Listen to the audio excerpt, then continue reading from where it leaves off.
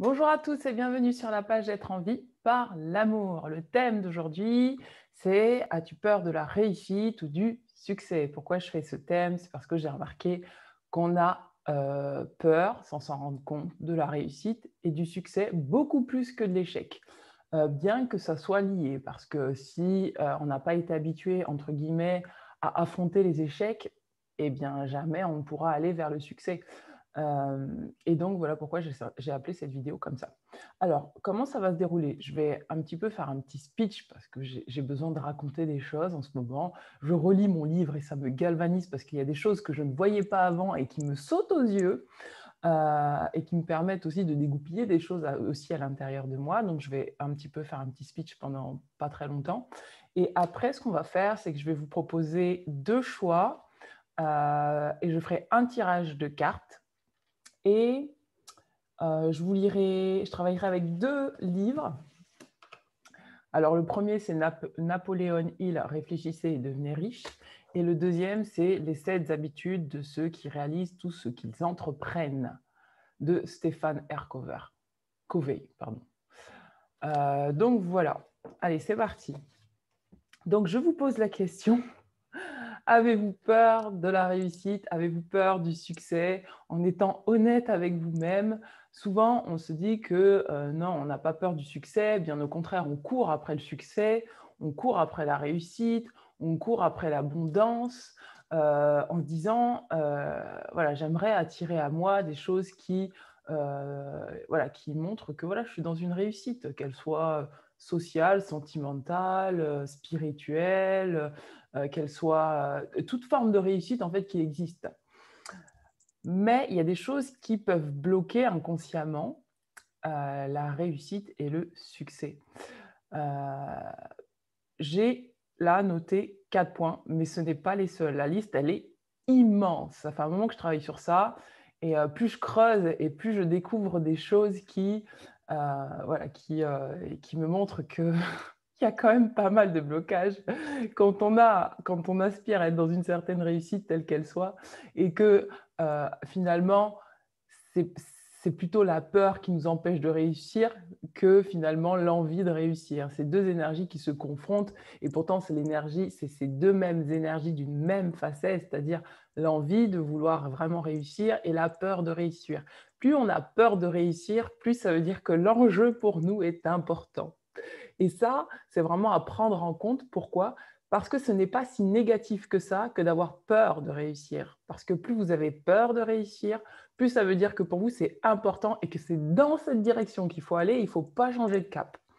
Donc, le premier point que j'ai noté, c'est la peur de déplaire.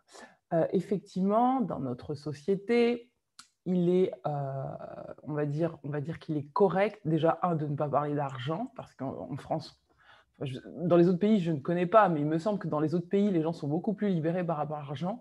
Mais en France, on a terriblement peur de parler d'argent, on a peur de dire combien nous gagnons, on a peur, moi je sais que quand j'ai commencé mon activité, mais pour pouvoir mettre des prix, j'avais une boule au ventre, je ne savais pas comment en fait évaluer en fait mon travail, je savais que ça valait beaucoup, mais je ne savais pas mettre de prix. Et il a fallu que je fasse des formations pour, voilà, pour voir à peu près comment je me situe par rapport au marché et comment moi, j'évalue mon propre travail. Et ça, c'est important de se dire comment soit on évalue notre propre travail parce que personne d'autre ne peut évaluer votre travail à votre place. Vous savez ce que vous valez, vous savez ce que vous donnez et ce que vous donnez, ça a une valeur. Donc ça, c'est important. De la même manière que quand j'ai commencé à travailler, c'était pareil. Alors il y a un rapport au temps aussi. Le temps aussi, comme on dit, le temps, c'est de l'argent et moi, souvent, ce que j'avais tendance à faire durant les soins, c'est que je ne regardais pas l'heure, ce qui fait que je mettais tous mes clients qui arrivaient après en retard, parce que, tant j'étais vraiment tellement dans le don, dans le don, dans le don, que si le soin devait durer 1 heure et demie, chez moi, il durait 2 heures et le tarif ne changeait pas. Et ça, c'était pas du tout équilibré, ni pour moi, ni pour la personne que je recevais, ni pour les personnes qui étaient en suivant dans le cabinet. Donc voilà, donc ça, c'est le premier point, c'est la peur de déplaire, la peur de ne pas donner assez, la peur d'être vu d'une certaine façon qui fait qu'on est en décalage par rapport à la société, parce qu'on est aussi dans une société où il y a beaucoup cette énergie de victimisation et où, quelque part, il est plus facile de vivre en étant comme tout le monde qu'en osant être différent et en osant afficher sa différence. Euh, j'ai vu un post hier et ce matin, en fait, j'ai vu un post sur Facebook et j'ai juste halluciné parce que c'est vraiment typiquement on va dire, l'état d'esprit dans lequel on peut se trouver sans même s'en rendre compte si on se laisse influencer par l'extérieur par rapport à tout ce qui est de mettre des choses en place concrètes, constructives pour pouvoir réussir. En fait, une femme avait posté une suggestion parce qu'elle voulait faire son jardin et elle avait eu l'idée de prendre des bouteilles d'eau, de les enfoncer dans le sol et pour ne pas gaspiller d'eau et pour que ces plantes soient arrosées, etc. Que ces plantes de tomates soient arrosées. Et donc, plusieurs personnes ont dit, bon, écoute, ton idée, elle peut être bien, mais si tu peux faire autrement, fais autrement parce que c'est du plastique, ça se détériore, ça pollue le sol et tu vas manger des tomates qui seront dégueulasses.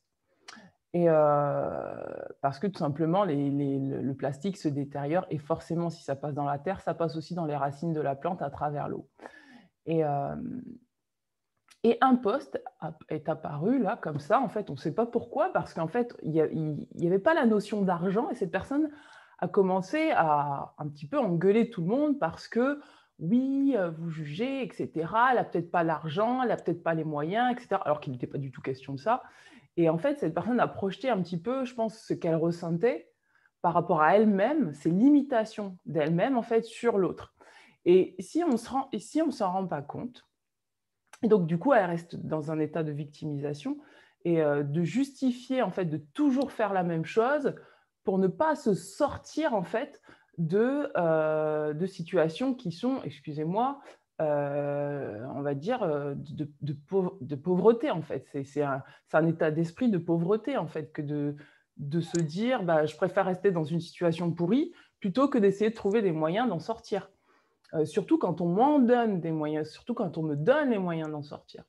Et donc, moi, je réponds à cette personne en lui disant, il n'y a pas besoin de gagner des milliers et des cents pour peut-être ouvrir des portes de l'abondance et trouver un voisin, récupérer à droite à gauche des pots en terre, des choses comme ça, des choses qui soient beaucoup plus écologiques et qui, sur le long terme, parce que c'est un investissement peut-être. Là, la première fois, ça demande de l'énergie d'aller demander, d'aller chercher, d'aller trouver, mais qui sur le long terme sont des solutions viables. C'est un investissement sur le long terme et ce n'est pas un investissement sur juste un été où, en fin de l'été, en fait, la bouteille elle est complètement déchiquetée et où tout est parti dans le sol.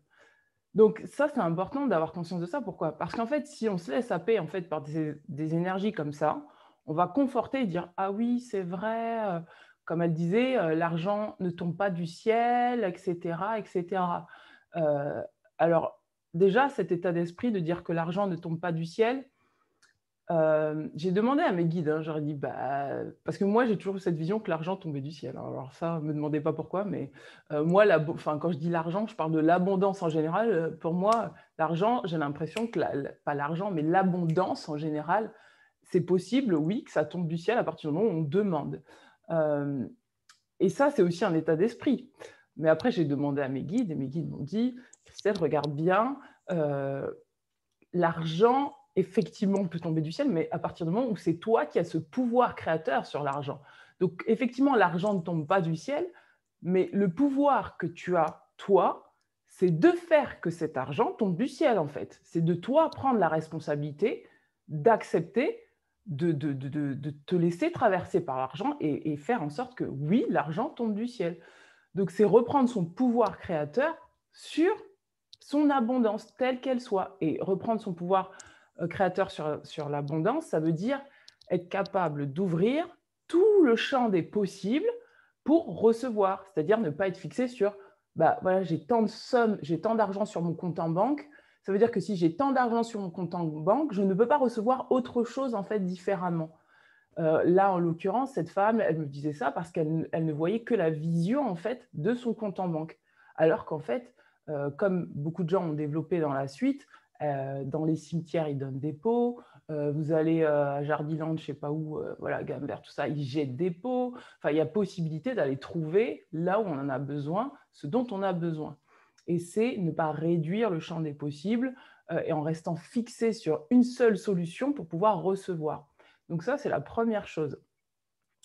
Et ensuite, je pense aussi que c'est un exemple très intéressant parce que je pense aussi que cette femme se calait aussi sur l'état en fait actuel de la société par rapport à l'état général en fait des finances. Par exemple, on voit que dans les pays occidentaux, il y a de l'opulence à ne savoir que faire, que les petits-enfants aux États-Unis, ils sont énormes, que les gens sont énormes, parce qu'ils ont, ils ont eu beaucoup, beaucoup d'abondance, mais ils en ont tellement qu'ils n'arrivent pas à gérer cette abondance. Et à côté de ça, dans les pays du tiers-monde, les gens meurent de faim. Donc effectivement, en fait, si c'est ça son point de référence, et s'il n'est pas interne, forcément, elle se coupe elle-même de sa propre abondance et de la propre justesse par rapport à ce qu'elle, elle a besoin. Et c'est vraiment ça l'abondance. L'abondance, c'est de savoir ce dont on a besoin. Et ce n'est pas être soit dans l'excès, soit dans le je retiens parce que, regardez un tel là, dans le pays tiers-monde, ils n'ont pas à manger. Donc moi, je n'ai pas le droit. Non, en fait, la vérité, c'est qu'est-ce que toi, tu as besoin. Est-ce que tu es capable d'assumer, parce que la peur de la réussite, c'est ça. Est-ce que tu es capable d'assumer que tu te donnes à toi-même ce dont tu as besoin, telle qu'elle soit. Ta réussite, ce n'est pas la même que celle du voisin. Donc, est-ce que tu prends comme référence interne ta réussite personnelle, c'est-à-dire ton point de vue sur la réussite, ton énergie sur la réussite, ce dont tu as besoin, plutôt que de chercher à te comparer à X, Y, Z, à la société, à ce que les autres pensent, pour ne pas déplaire à un certain paradigme dans lequel tout le monde reste parce que oh ça ne se fait pas de gagner un peu plus que les autres. Oh ça ne se fait pas de… Ah non, en fait, qu'est-ce que toi tu as besoin? C'est tout simplement ça. Vivre l'abondance, c'est par rapport à soi. Vivre la réussite, c'est par rapport à soi, qu'elle soit financière, spirituelle ou autre. Si par exemple, moi, je travaille beaucoup sur l'abondance spirituelle, parce que ça, c'est mon truc, hein, moi, c'est vraiment ma réalisation aujourd'hui. Effectivement, je ne vais pas forcément conscientiser la même chose que le voisin, je ne vais pas forcément, au niveau de ma spiritualité, investir la même chose que le voisin, mais ce que j'investis dans ma spiritualité, c'est parce que ça me correspond et c'est ce dont moi j'ai besoin. Et je ne vais pas rester dans un paradigme pour moi, qui est en dessous, alors que j'ai besoin de me nourrir de ma spiritualité, en fait, tout simplement. Et c'est OK que l'autre, il vive ça, mais moi, voilà, moi, mon énergie, elle est dans la nourriture spirituelle, entre guillemets. Et donc, je me nourris de ça. Pour d'autres, ça sera au niveau matériel. Ces personnes-là auront besoin de vivre dans l'opulence, entre guillemets, dans une opulence financière. Elles seront à la recherche de ça parce que c'est ce dont elles ont besoin, ce sont ce dont elles ont besoin d'expérimenter et de vivre. Et il n'y a aucune honte à avoir de vivre l'abondance financière. Et ça, c'est clair et net. En France, on a peur de le dire et beaucoup de gens ont peur de le dire et préfèrent rester victimes en se plaignant que voilà, ouais, mais un tel, ça se trouve qu'elle ne gagne pas. Mais on s'en fout en fait. Toi qu'est-ce que tu as besoin en fait? Chaque personne est responsable d'elle-même en fait. Donc à partir de là, oser déplaire à ce système qui vous laisse un petit peu dans, on va dire, excusez-moi du terme, mais dans la médiocrité parce qu'il y a la peur de réussite, eh bien, c'est aussi savoir quitter ça, savoir quitter cette chose-là. Et ça rejoint un autre point qui peut vous empêcher de recevoir et qui peut vous empêcher d'être dans votre réussite et votre succès, c'est la culpabilité.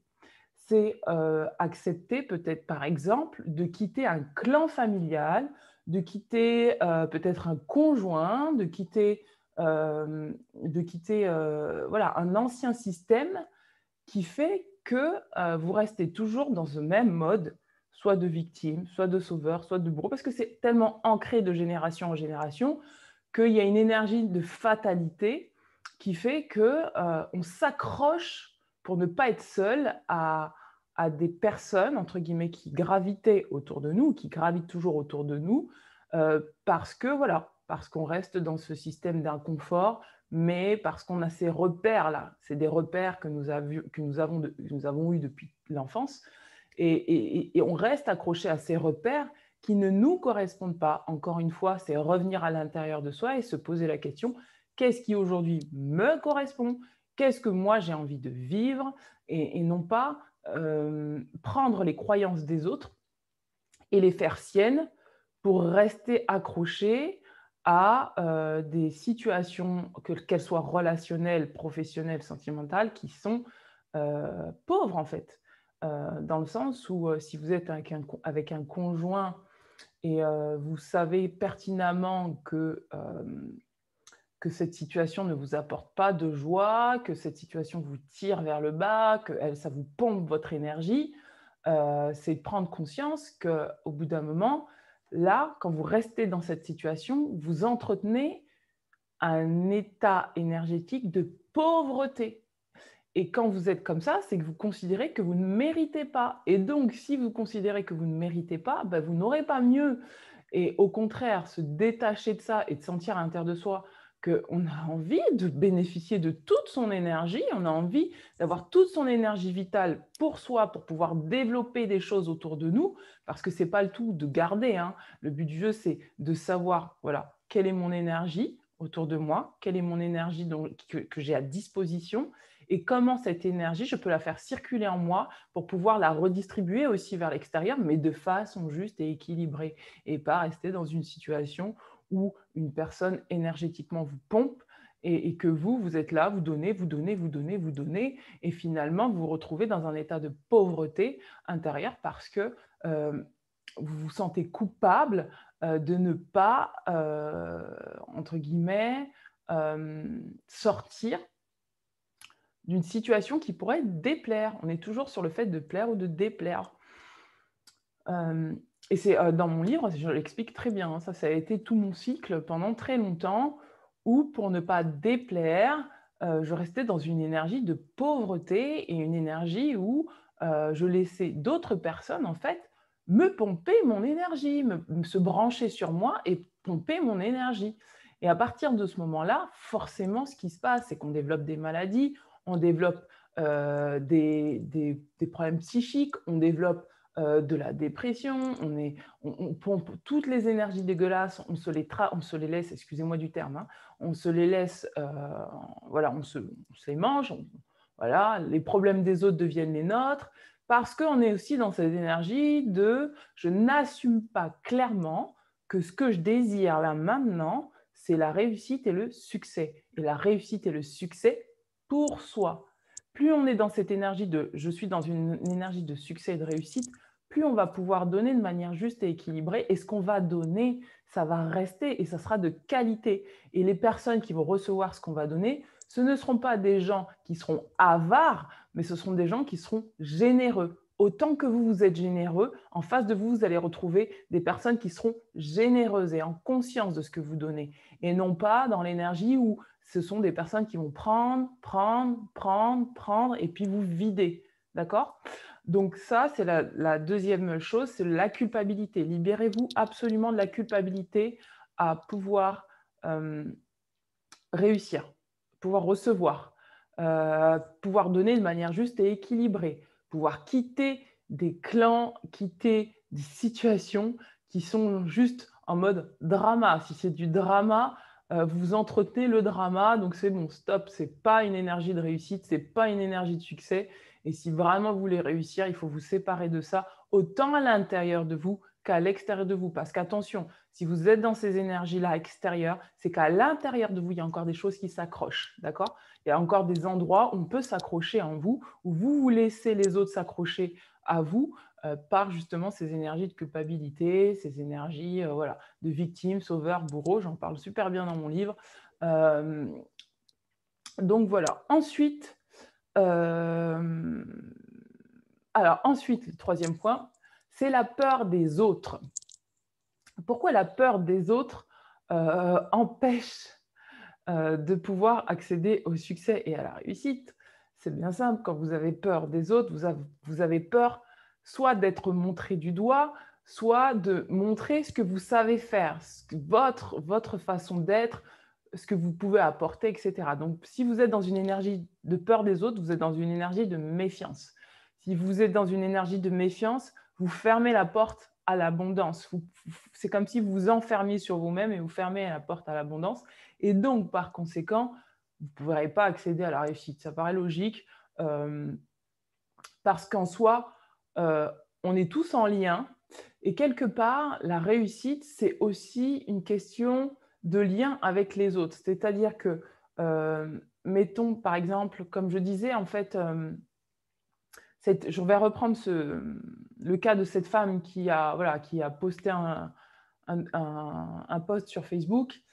Et finalement, en fait, ce qu'elle a demandé juste là, c'est qu'elle a demandé, est-ce que cette solution est valable? Si elle avait peur des autres, elle n'aurait pas demandé, elle serait restée là dans sa petite énergie à dire, bon, comment je vais faire avec mes plantes? J'aimerais bien les arroser, mais je gaspille beaucoup d'eau, etc., etc. Mais le fait qu'elle puisse s'autoriser à aller vers les autres, ça lui permet d'avoir différentes réponses, différentes solutions, et donc de recevoir l'abondance. D'être en lien avec les autres permet de recevoir l'abondance et de ne pas se couper de la réussite. La peur d'être montré du doigt, c'est pareil en fait. C'est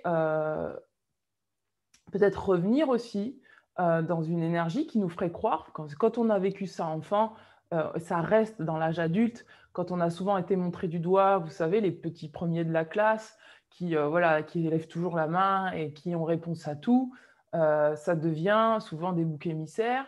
Et pourquoi? Parce qu'en fait, ils ont osé montrer leur savoir. Et si ça nous est resté, eh bien, on a l'impression que si on montre ce qu'on sait, on va être de nouveau montré du doigt et on va de nouveau être humilié, rejeté, jalousé, etc., etc. Mais en fait, toutes ces énergies-là, rejet, humiliation, jalousie, etc., tout ce qu'on projette sur vous, ça ne vous appartient pas. Donc en fait, pareil, pourquoi vous couper de l'abondance par rapport à des problèmes que des autres, des choses dramatiques que les autres, en fait, voudraient vous faire porter? C'est la même énergie. La peur des autres ne va faire que vous vous enfermer sur vous-même et vous empêcher de dépasser des énergies extérieures qui finalement sont tout simplement elles-mêmes dans la peur et veulent, entre guillemets, sans s'en rendre compte forcément, vous maintenir dans des énergies qui ne sont pas les vôtres. C'est leur problème, les gens qui jugent, c'est leur problème, les gens qui sont jaloux, c'est leur problème, les gens qui critiquent ce que vous faites. Vous n'êtes pas là pour plaire aux gens, vous êtes là pour être vous. Donc à partir de là, ne vous coupez pas d'une part de vous-même qui est très riche et abondante, de vos potentiels et de vos ressources, parce que d'autres sont jalouses ou jaloux. Donc voilà. Et enfin, attention, le point crucial, et celui-là, c'est franchement, à partir de là, si vous avez les autres points mais que vous ne faites pas celui-là, ça ne sert à rien. C'est la peur de l'engagement. Parce qu'à partir du moment où on a envie de réussir, c'est un engagement qu'on prend avec soi-même. C'est un engagement de tous les jours à se dire qu'on apprend plutôt à avoir la pleine maîtrise de ses pensées, de ses émotions, de ses actions pour être dans cette motivation et dans cette énergie de réussite. C'est-à-dire qu'on veille sur ces pensées qui seront limitantes, des croyances telles que, comme je vous disais tout à l'heure, l'argent ne tombe pas du ciel. Imaginez que vous vous répétez toute la journée, l'argent ne tombe pas du ciel. Donc vous vous désengagez de vos pensées limitantes, forcément, vous ne serez pas dans l'abondance. Pareil, imaginez qu'il y a quelqu'un inconsciemment, quand vous étiez petit, on vous disait il faut travailler dur pour avoir de l'argent, il faut travailler dur, il faut travailler dur, il faut travailler dur. Et que dans votre tête, en fait, vous avez une notion de la dureté qui est s'acharner et enfin on a. Mais vous allez vivre tout le temps dans un espèce d'acharnement pour pouvoir avoir. Alors qu'en fait, si vous dites ben non, en fait, ce que j'ai donné, en fait, c'est suffisant, ce que j'ai donné, c'est largement abondant, vous allez pouvoir recevoir de l'abondance. Et, ou bien sinon, si inconsciemment vous répétez tout le temps mais tu dépenses trop, bah, vous allez toujours avoir l'image de, à chaque fois que vous allez dépenser quelque chose, vous allez vous dire non, mais je dépense trop. Donc à ce moment-là, vous allez rentrer dans des systèmes d'autoculpabilisation, de remplir vos besoins. Et donc, vous n'oserez plus remplir vos besoins. Et donc, si vous avez des besoins de réussite, bah, vous ne pourrez pas atteindre votre réussite. Et donc ça demande d'être ultra, ultra, ultra en conscience par rapport à ces pensées, ces émotions qui finalement limitent notre pouvoir créateur de créer l'abondance à l'extérieur, mais aussi à l'intérieur de soi. D'accord? C'est vraiment super, super, super important. Et quand je parle de l'abondance, c'est vraiment dans tous les domaines. Vous avez peur de la réussite sentimentale, libérez toutes les émotions et les pensées qui vous font croire que vous n'êtes pas capable, vous n'êtes pas assez, que va falloir donner ceci, que cela, que vous n'êtes pas assez beau. Parce que moi, ça, je l'ai vécu, ça. Je l'ai vécu parce que toute mon enfance, en fait, moi, on s'est moqué de moi en me faisant croire que j'étais pas belle. Et donc, ça m'a longtemps poursuivi. Et même dans ma vie sentimentale. Ce qui fait que j'avais toujours l'impression d'être moche. Et de ne pas avoir un corps assez adéquat pour l'autre. Au lieu de me dire, est-ce que moi, je me plais à moi-même et quand c'est comme ça, bah forcément, on attire des gens à soi qui sont méprisants, des gens qui sont méchants et qui vous critiquent sans arrêt. Bon, après, moi, j'ai une histoire particulière parce que j'ai eu aussi un de mes parents qui a passé son temps à critiquer mon physique. Donc, forcément, ça aide pas. Hein. Déjà, d'emblée, c'est déjà, voilà, on part déjà battant. Et d'ailleurs, je vais vous raconter une histoire. Hier, je suis partie me balader et je me suis retrouvée avec un groupe de jeunes adolescents et adolescentes handicapés, physiques, moteurs et autres. Et naturellement, elles sont venues vers moi, on a discuté, etc. Et elles avaient toutes une déformation physique ou voilà, des choses comme ça. Et en fait, elles étaient tellement en présence que, voilà, quand je me suis calée avec elles, c'est comme s'il n'y avait aucune différence. Pourquoi? Parce qu'en fait, juste, elles étaient tellement à l'intérieur d'elles-mêmes, en présence et dans la joie et dans juste, je vis l'abondance, je rayonne l'abondance, que la différence physique, on ne la voyait pas. J'ai passé un super moment avec elles et vraiment, c'est comme si j'étais avec des enfants, mais c'était même pas. Je me suis retrouvée comme si j'étais avec des gens que je connaissais depuis toujours. Et il n'y avait plus cette barrière, en fait, par rapport au physique, tout simplement, parce que à partir du moment où on s'accepte pleinement tel qu'on est, et je peux vous dire que ces enfants-là, elles ont du courage, parce qu'il y en a une, elle me disait ce qu'elle avait vécu, mais elle a du courage, cette petite, elle a 15 ans, elle s'est fait opérer je ne sais pas combien de fois, imaginez les douleurs qu'elles ont dans leur corps, voilà. Elles ont du courage et pourtant, ça ne les empêche pas de s'accepter, de s'aimer telles qu'elles sont. Alors, imaginez-vous, nous qui sommes tous, presque tous et toutes normaux, alors peut-être certains d'entre vous en bon point, certains d'entre vous peut-être se pensent trop petits, trop gros, trop vieux, etc. Imaginez-vous dans un corps d'une personne handicapée, vraiment avec le visage déformé et des choses comme ça. Je veux dire, si ces enfants-là, en fait, arrivent en fait à se sentir exister libres et abondants telles qu'elles sont, à plus forte raison nous, qui n'avons vraiment rien à, entre guillemets, à voilà, je veux dire, on n'est pas non plus. Voilà, je vois des gens quand je vois des jeunes filles qui sont très très jolies et voilà, qui détestent leur corps parce que voilà, la société, l'énergie, les médias, etc., etc.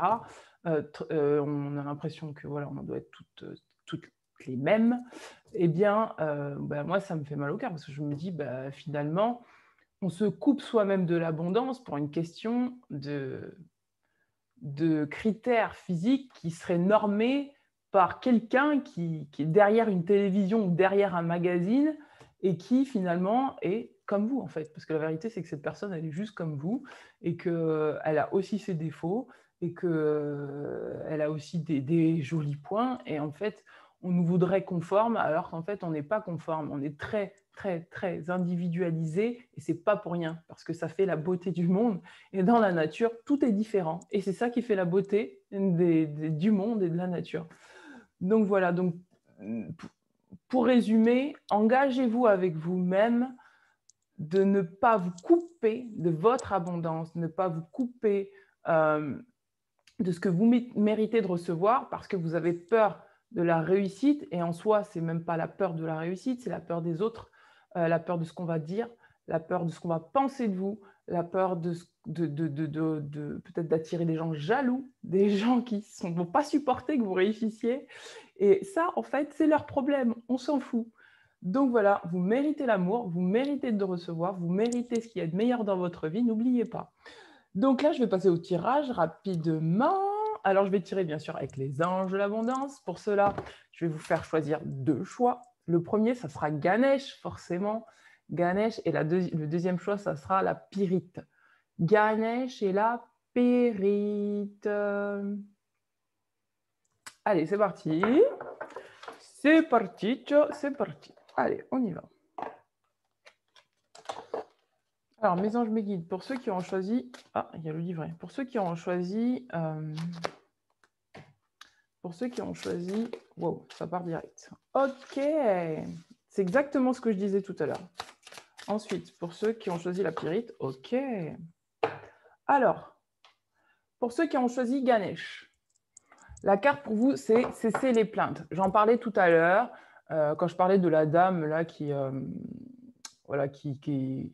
voulait une solution et qu'il y a une dame qui lui a répondu oui, mais tout le monde n'a pas d'argent, et puis l'argent, gna gna gna, et puis l'argent ne pousse pas sur les herbes. Enfin, bref, voilà. Cessez les plaintes, en fait. Si vous voulez de l'abondance financière, il faut arrêter de se plaindre, en fait. Il faut arrêter d'être dans une énergie de victimisation.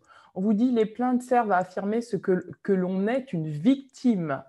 Ce qui est, d'un point de vue spirituel, n'est jamais vrai.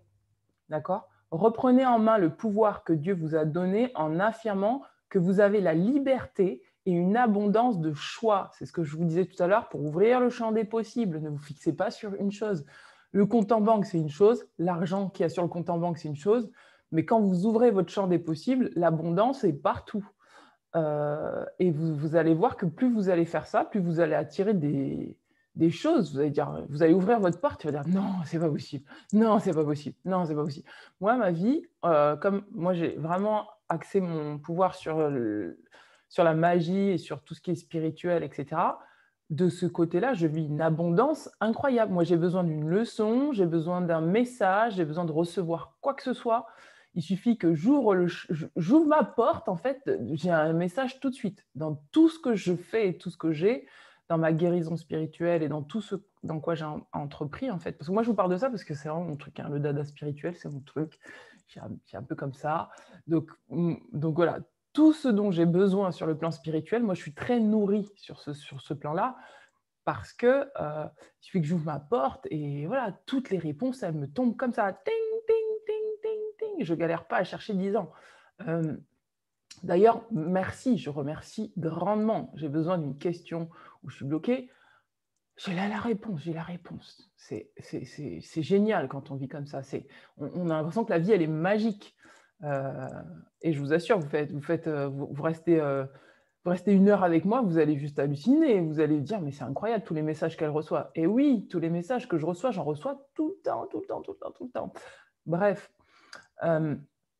je continue à lire la carte. Reprenez en main le pouvoir que Dieu vous a donné en affirmant que vous avez la liberté et une abondance de choix.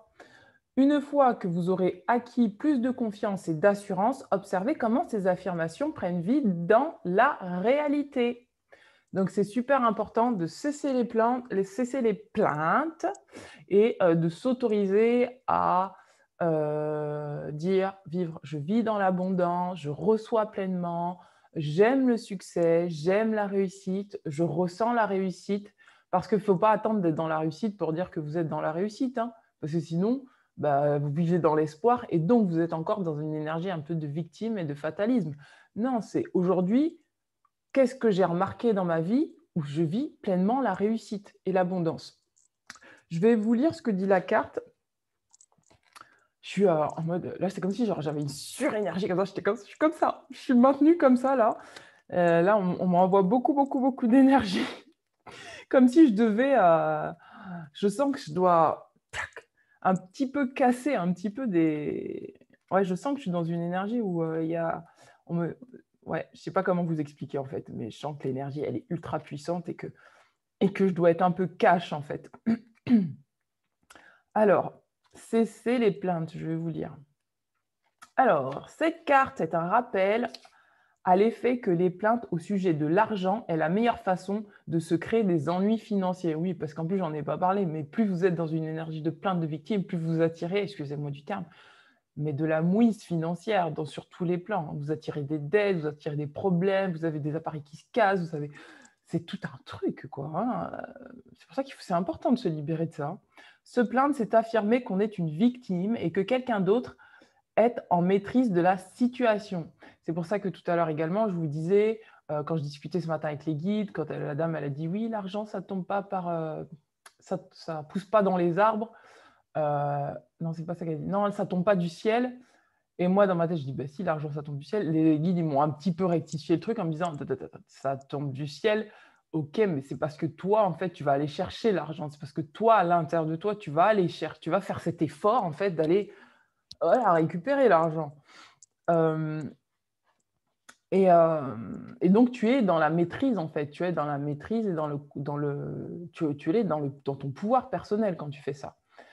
Donc, se plaindre, c'est affirmer qu'on est une victime et que quelqu'un d'autre est en maîtrise de la situation.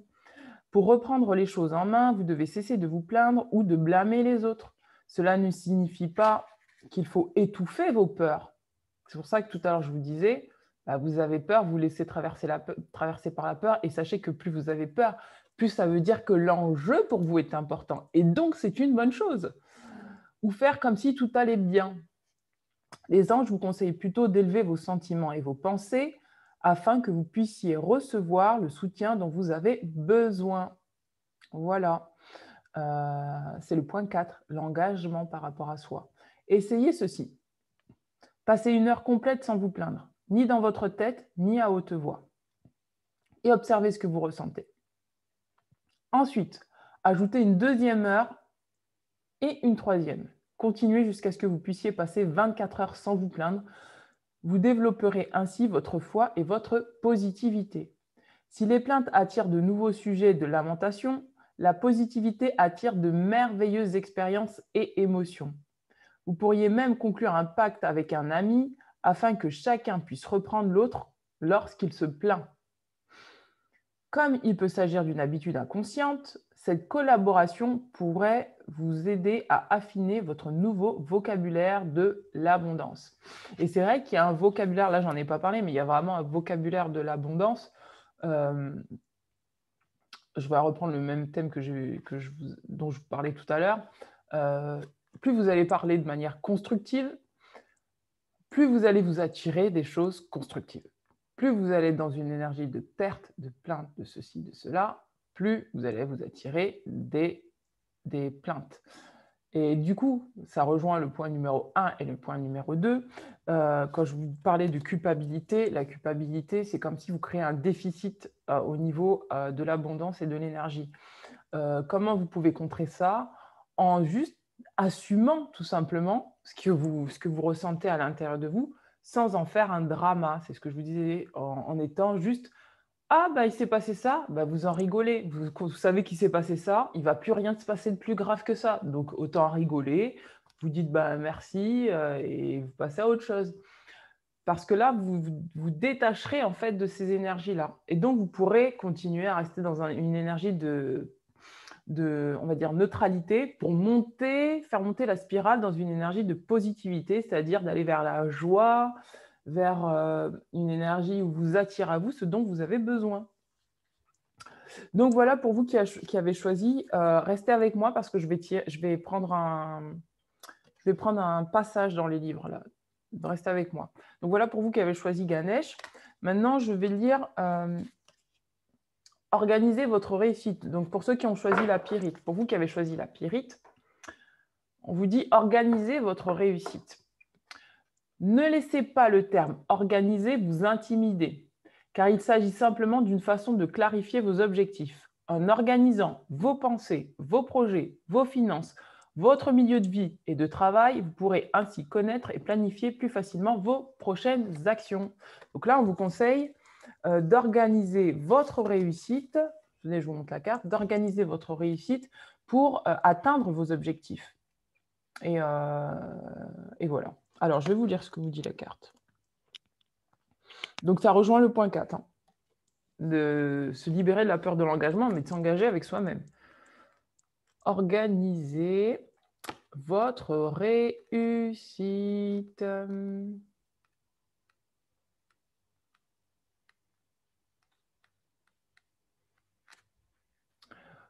O, bah oui, je ne cherche pas au bon endroit. O, O, O, P, P, P, O. Organisez votre réussite. Les anges de l'abondance vous ont offert cette carte pour vous rappeler l'importance d'organiser votre travail, votre milieu de vie, ainsi que votre emploi du temps. La désorganisation peut faire en sorte que l'on se sente dépassé par les activités normales de la vie. On peut avoir l'impression que nos tâches et nos responsabilités sont trop nombreuses et qu'on ne sait plus où on en est. On risque alors d'oublier des informations importantes ou des échéances. Cela peut avoir un effet négatif sur votre capacité à vous calmer, à rester centré et à visualiser vos objectifs. Tous les éléments importants pour affiner votre capacité de manifestation. Afin de s'organiser, il s'agit simplement de créer un certain ordre dans sa vie. On peut prévoir un agenda où on inscrit les dates d'échéance de ses factures, établir une liste de choses à faire et rayer au fur et à mesure chaque tâche accomplie pour s'assurer de terminer ce qu'on a commencé. Une fois que vous aurez commencé à vous organiser, remarquez combien votre esprit devient plus clair. Ressentez la légèreté d'esprit qui deviendra votre nouvelle réalité. Donc là, c'est vraiment changer de paradigme, hein. Remarquez la diminution notable de votre niveau de stress. Si vous considérez être déjà une personne organisée, demandez-vous si vous ne souffrez pas d'un excès d'organisation qui pourrait empêcher les choses d'arriver naturellement. Ça, c'est aussi un moyen de se limiter par rapport à l'abondance, c'est-à-dire on est tellement dans le contrôle qu'au final, en fait, on ne lâche pas prise et du coup, on bloque l'accès pour recevoir des choses quand je dis des choses, je parle d'inspiration, je parle de, quand je vous disais tout à l'heure, quelqu'un qui est tout le temps fixé sur son compte en banque et qui pense qu'il n'y a que de cette façon-là qu'elle peut recevoir, forcément, elle se ferme les portes sur toutes les autres manières de recevoir. Et c'est pareil pour tout. Là, il parle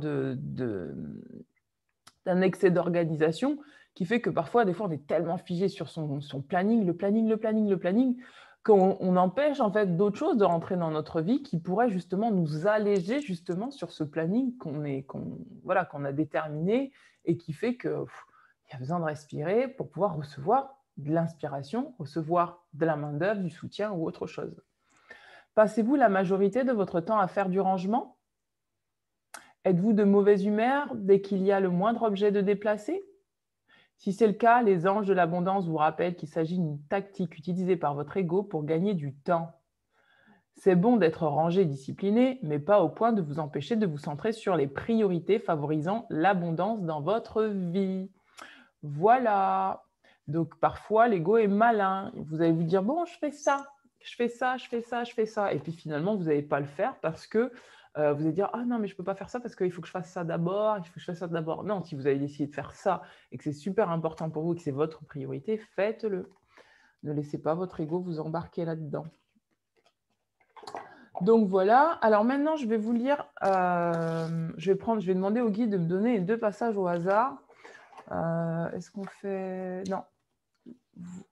Alors, attendez, je demande juste si… Alors, mélange mes guides, est-ce qu'on fait 2 tas ou… Non. Non, non. Donc, en fait, vous aurez droit, tous les 2 tas, vous aurez droit à 2 passages de ces 2 livres. Alors, je vais demander pour l'égrégore qui est là, présent et qui regarde cette vidéo, quel est le conseil, le message pour mes anges, mes guides par rapport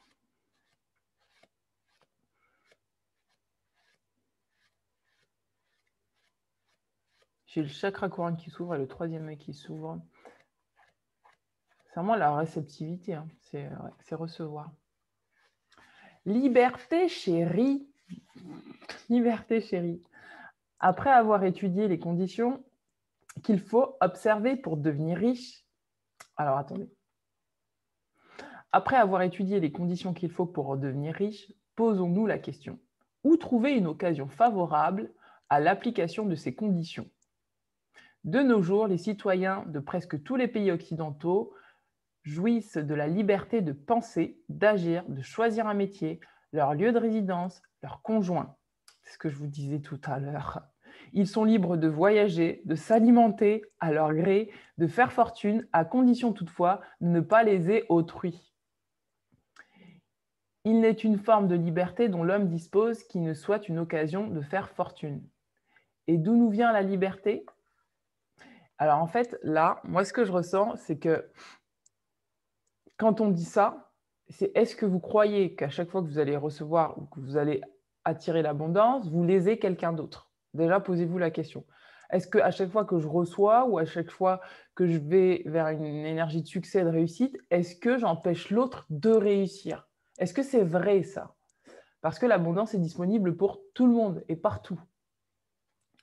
Faites crédit au capital. Le capital, voici le nom du mystérieux bienfaiteur de l'humanité. Par le mot capital, il faut entendre non seulement l'argent, mais aussi les groupes d'hommes intelligents et parfaitement organisés qui élaborent les plans pour rendre cet argent profitable aux autres et à eux-mêmes. Ces groupes réunissent des savants, des professeurs, des chimistes, des inventeurs, des publicistes, des experts comptables, des juristes, des médecins, des hommes et des femmes qui sont hautement spécialisés dans le domaine des affaires et de l'industrie. Ils innovent, expérimentent et se frayent un chemin à travers de nouveaux champs d'essai. Ils financent les universités, les hôpitaux, les écoles publiques, construisent de bonnes routes, publient des journaux, soutiennent financièrement le gouvernement et s'occupent d'une foule de détails essentiels au progrès de l'humanité. En bref, les capitalistes sont les cerveaux de la civilisation. Sans maître pour l'administrer, l'argent est toujours dangereux. Mais bien utilisé, il est un facteur primordial de la civilisation. Alors, est-ce qu'à l'intérieur de vous, il y a peut-être des énergies qui, au lieu de vous centrer sur vous et votre manière de recevoir et d'acquérir l'abondance, critiquez toutes ces personnes en fait qui innovent et qui peut-être trouvent des moyens de pouvoir, entre guillemets, bon ça je le mets entre guillemets, hein, améliorer la civilisation. Parce que vous pouvez en faire partie. Peut-être pas de la même façon, mais vous pouvez en faire partie. Et peut-être au lieu de critiquer ces gens-là, peut-être vous, essayez de voir à l'intérieur de vous qu'est-ce que vous pouvez apporter au monde en innovant. Bon, ça ne parlera pas à tout le monde, mais voilà, je le dis pour ceux à qui ça parle. Pour estimer l'importance d'un capital organisé, et peut-être aussi organisez-vous votre propre capital, imaginez-vous assumant seul la responsabilité entière du petit déjeuner familial. Pour avoir du thé, vous devriez aller en Chine ou en Inde, ce qui fait un long voyage. Et même avec l'endurance physique nécessaire, vous n'auriez pas d'argent pour le payer. C'est ce que je vous disais tout à l'heure, compter que sur soi, et c'était dans quel point ça? Oui, c'était dans la peur des autres. C'est ce que je vous disais tout à l'heure. Quand on a peur des autres, ben, on se coupe de l'abondance. Donc, imaginez du thé, nanana. Vous devriez aussi aller chercher très loin la matière première du sucre. Pour la transformer en sucre, tel qu'il figure sur votre table, il faut un effort concerté et de l'argent. Si nous n'avions pas de système capitaliste, nous serions obligés d'aller personnellement chercher dans leur pays d'origine tous les produits d'alimentation ou presque que nous consommons. Donc ça, c'est à l'avis de chacun par rapport au système capitaliste. Je ne vais pas développer sur ça, mais néanmoins, c'est pour faire ressortir le fait que tout seul, eh bien, si on a peur des autres et qu'on se coupe en fait des autres, ben, on ne peut pas aller très loin parce que justement, il y a une certaine solidarité qui permet que chacun mette sa pièce de l'édifice, apporte sa valeur ajoutée pour que nous puissions faire prospérer en fait, nous faire nous-mêmes prospérer, mais aussi faire prospérer la solidarité. Par exemple, si moi je suis derrière mon écran et que je vous fais une vidéo, forcément il y a quelqu'un qui a fait le logiciel pour que je puisse vous transmettre en fait cette vidéo. S'il n'y avait pas cette personne, je ne pourrais pas vous transmettre du savoir. Et de la même façon, si vous n'étiez pas derrière votre écran, eh bien, vous n'alliez pas recevoir le savoir que je vous transmets là aujourd'hui. Donc, on fait tous partie d'une chaîne de solidarité qui permet à chacun de prospérer et donc d'apporter une valeur ajoutée à la société.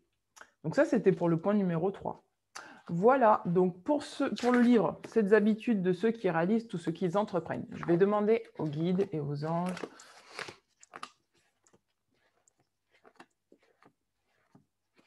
Donc en somme, c'est de ne pas rejeter les autres, hein, lâcher une certaine méfiance. Je me guide. Non, je me guide. D'accord, Gabriel. Alors attendez, je me recentre.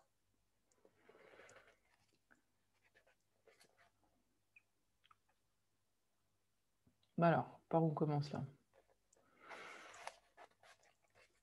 Alors là, ça va être compliqué d'expliquer ça, parce que c'est un...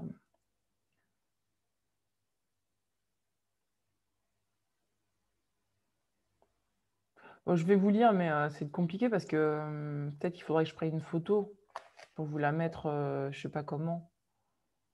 Parce que là, c'est... Je vais peut-être prendre une photo et faire un montage vidéo parce que sinon, vous n'allez pas comprendre. Bon, alors, je vous montre comment c'est. C'est pour ça. C'est parce qu'en fait, je suis tombée sur une page où il y a 3 cadres. Ou peut-être, regardez là, regardez les cadres. Je vais vous lire ce qui a marqué dans les différents cadres. D'accord? Regardez juste l'organisation des cadres et je vais vous lire ce qui a marqué. Regardez un instant les 4 cadres du tableau ci-dessus. Le cadre 1 relève à la fois de l'importance et de l'urgence. Il se rapporte à des actions visant des résultats marquants qui requièrent une attention immédiate. Nous appelons souvent ces activités des crises ou des problèmes. Nous avons tous dans notre vie quelques activités de ce type. Malheureusement, le cadre 1 consomme beaucoup d'individus, gestionnaires de la crise, personnes à problème, producteurs de dernière minute. Plus on se consacre au cadre 1, plus sa taille augmente, jusqu'à nous envahir totalement. C'est ce que je vous disais par rapport au drama. C'est ce que je vous disais. Il ressemble en cela au rouleau de l'océan. Un grave problème vous déstabilise, vous épuise, vous luttez pour vous relever, mais une fois debout, vous vous trouvez face à un second problème qui vous renverse aussitôt. Certaines personnes se font ainsi malmener par des problèmes à chaque instant, tous les jours. Le seul refuge se situe alors dans les activités sans importance du cadre 4. Si on observe leur tableau de structure du temps, on s'aperçoit que 90% de leur temps est régi par le cadre 1 et que 10% restants vont au cadre 4, les cadres 2 et les cadres 3 n'attirant que très peu l'attention des personnes. Alors, je vais vous lire ce qui est marqué dans le cadre 1. C'est le cadre à problème. C'est le cadre où là, vous allez rencontrer des gens qui vont être tout le temps dans le drama. Et si vous vous laissez emmener, et c'est ce que je vous disais dans le point 1 et le point 2, si vous vous laissez embarquer dans ce drama, mais plus de drama, ça augmente le drama. Et du coup, vous ne sortez pas de ce drama et vous vous coupez de votre abondance et vous attirez en fait des dettes. Alors, le cadre 1 dit résultat, stress, épuisement, gestion de crise, course permanente pour résoudre des problèmes. Donc ça, c'est une vie voilà, tout le temps, tout le temps, tout le temps. Vite, vite, vite, vite, gérer des problèmes, gérer des problèmes, gérer des problèmes, gérer des problèmes.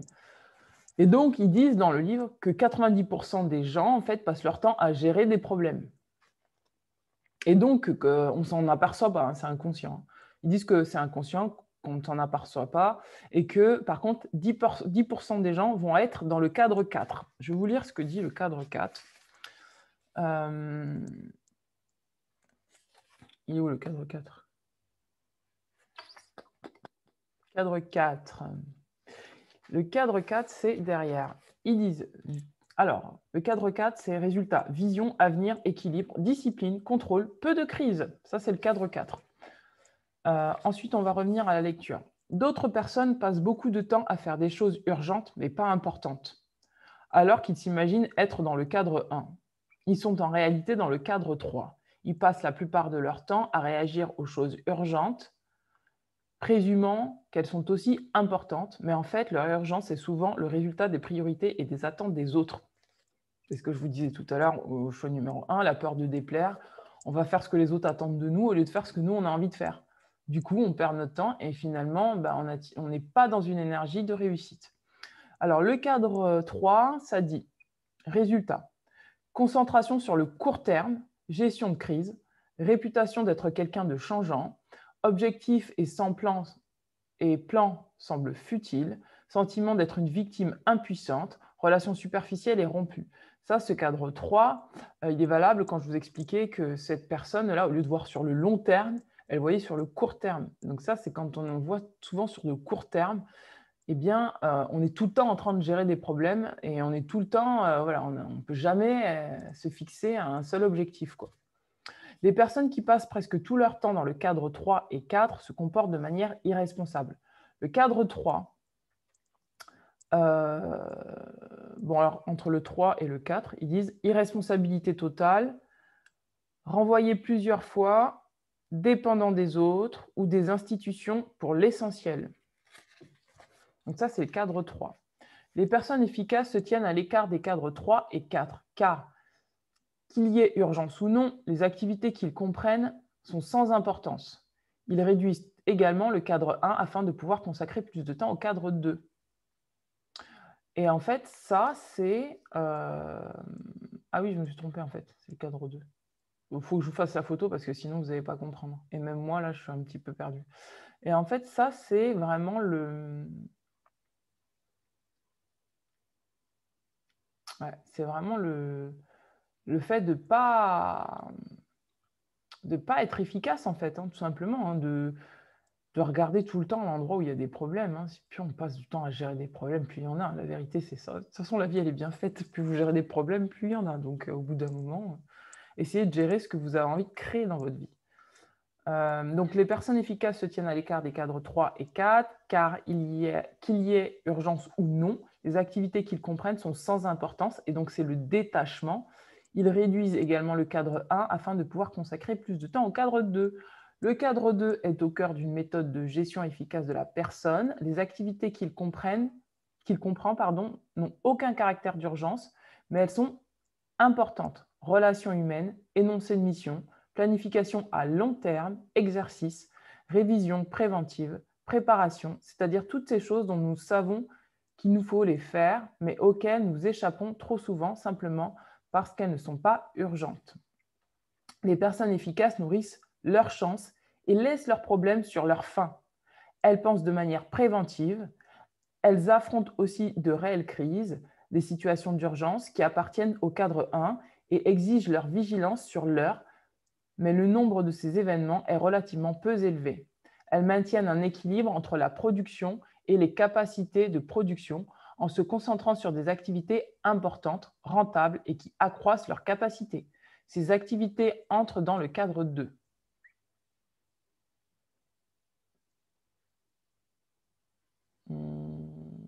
Après, on vous pose la question de revoir vos situations, vos différentes situations et voir lesquelles sont les plus urgentes. Est-ce que vous donnez plus d'importance aux situations qui paraissent urgentes ou aux choses que vous voulez créer et qui vous rapportent? On vous dit que c'est important, mais il n'y a pas de réelle urgence finalement dans la vie. On vous dit quelles activités pourriez-vous entreprendre dans votre vie privée ou professionnelle qui, si vous l'accomplissez régulièrement, apporterait un changement positif dans votre existence.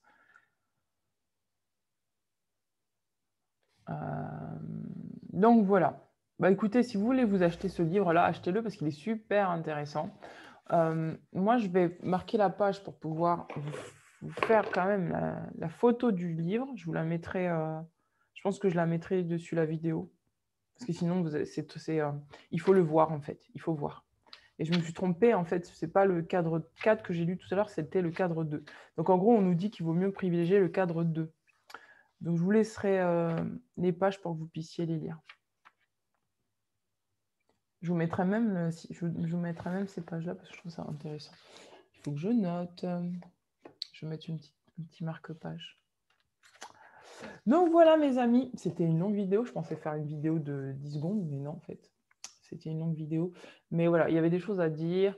Donc si vous avez peur de la réussite et du succès, voyez les 4 points que je vous ai donnés. Le premier, est-ce que vous avez peur de plaire? Est-ce que vous avez peur de plaire ou de déplaire? Est-ce que vous avez peur de quitter des situations qui sont pauvres, clairement, qui sont pauvres en termes de ce qu'elles vous apportent? Est-ce que vous êtes dans la culpabilité à quitter des situations qui sont pauvres et voilà, et qui vous nourrissent pas? Est-ce que, vous avez peur des autres et vous vous méfiez de ce qui vient de l'extérieur et que donc vous fermez vos énergies? Et ensuite, est-ce que vous acceptez finalement de vous libérer de la peur de l'engagement et de vous engager avec vous-même à vous donner le meilleur, et à vraiment prendre la maîtrise de vos pensées et de vos émotions? Donc voilà mes amis, je vous embrasse très fort, je vous dis à très bientôt. Ça a été une vidéo un petit peu compliquée, mais j'espère que ça pourra vous aider à vous libérer de la peur du succès, ça pourra vous donner des pistes.